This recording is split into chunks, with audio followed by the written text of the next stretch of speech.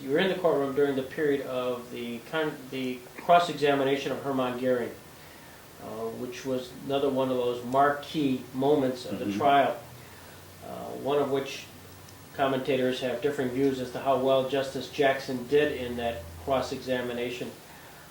What was your sense observing this, and maybe what Jackson's reaction was as he was living it? Yeah. The impression I have from that is that Little, as an American on the tribunal, should have seen what Goering was doing, and Little apparently prompted the chief judge to, well, in effect, give Jackson a hard time on it. It wasn't meant to be that directly, but it might have been in the background, because the rules that they had had for statements by witnesses were in charge of the judges, and they said, well, he wants to say something, let him say it, you know.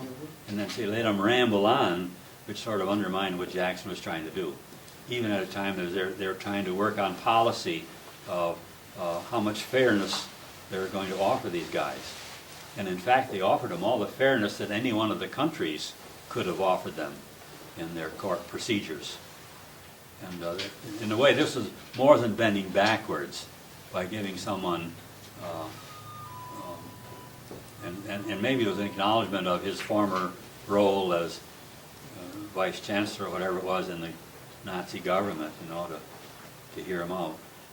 But he was there making a lot of statements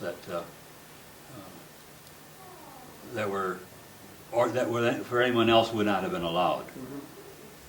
And that upset Jackson, yeah. Hermann Goering, describe him. You're there, you're in front row in history. A glamour, playboy kind of guy.